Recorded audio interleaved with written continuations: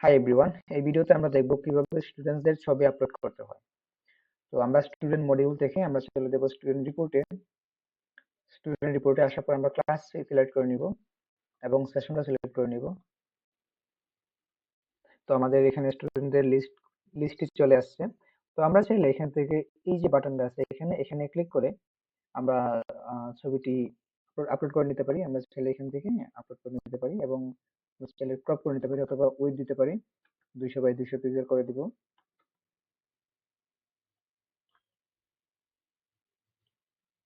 Crop দিয়ে দিব। দেখতে পাচ্ছেন আমাদের ছবিটি আপলোড হয়ে গেছে। ছবি আপলোড করার আরেকটি পদ্ধতি আছে, সেটি হলো আমরা চাইলে সব স্টুডেন্টদের ছবি একসাথে আপলোড করে নিতে পারি। তবে সেই ক্ষেত্রে কিছু বিষয় খেয়াল রাখতে হবে, যেমন ওই ছবির যে নাম হবে, ছবির নামটা নম্বর যেটা আছে এই আইডি নম্বর দিয়ে রিপ্লেস করে নিতে হবে।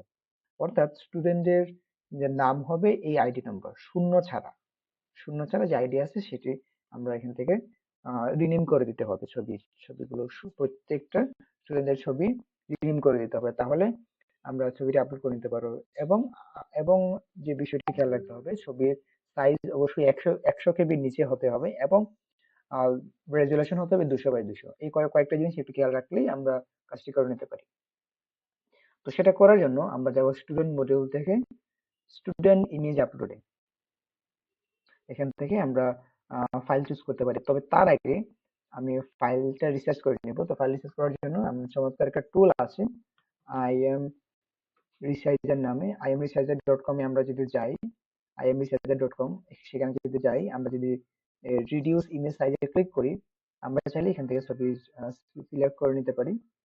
আম, আমরা সিলেক্ট করে নিলাম। এখান থেকে আমরা চাইলে ম্যাক্সিমাম সাইজ 100 কেবি দিয়ে দিচ্ছি। আর এখান থেকে ফিক্সড রেজলিউশন যেটা আছে এখানে ক্লিক করব। এখানে ক্লিক করে আমরা দিব 200 বাই 200 করে দিব। এখানে আমরা যদি ছবিতে যদি স্ক্র্যাচ হয়ে যায় তাহলে আমরা এখান থেকে ক্লিক হিয়ারে ক্লিক করে আমরা সঠিকভাবে এটাকে ধরে টেনে আমরা এভাবে করে দিতে পারি, ক্রপ করে দিতে পারি। এবার আমরা ক্রপ অ্যাপ্লাই ক্রপে দিব, ডাউনলোড দিব। এবার ডাউনলোড ইমেজ, ছবিটি ডাউনলোড হয়ে গেছে। ছবি ডাউনলোড হয়ে গেলে এবার আমরা ছবির ফাইলগুলোকে রিনেম করে নিব। তো ছবির ফাইল রিনেম করতে গেলে আরেকটি সফটওয়্যার আছে যেটি খুব সহজে করা যায়, সেটি হচ্ছে আমরা যদি গুগলে সার্চ করি ইমেজ রিনেম অনলাইন লিখে, আমাদের একটা ওয়েবসাইট আসবে, সেটি হচ্ছে অনলাইন বাল্ক ফাইল রিমুভার নামে। তো এখানে যদি আমরা যাই, এখানে গেলে আমরা ফাইল সিলেক্ট করতে পারবো। এখান থেকে আমরা যদি আসি, সিলেক্ট ফাইলসে ক্লিক করব, আমাদের ইমেজগুলো সিলেক্ট করব, ওপেন দিব।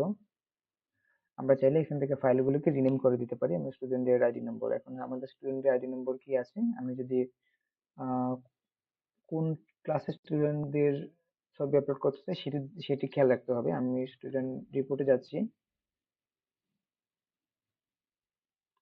ক্লাস 9 2025 লিখে সার্চ দিচ্ছি। এখানে দুইজন স্টুডেন্ট আছে। তো আমরা চাইলে এখানে এই যে ফাইল নেম যেটা আছে এইটা এবং এইটা, এটা হচ্ছে 2348 2349, এই যে আইডি নাম্বার যেটা আছে সেটা আমরা এখানে দিয়ে দিব। আমরা দিয়ে দিব 2348 এবং 2349। আমরা এটাকে রিমুভ করে দেবো, আমাদের দুইটি লাগবে। আমরা ডাউনলোড অলে ক্লিক করব। ওকে, আমাদেরকে এই ছবিগুলো জিপ আকারে ডাউনলোড হয়ে গেছে।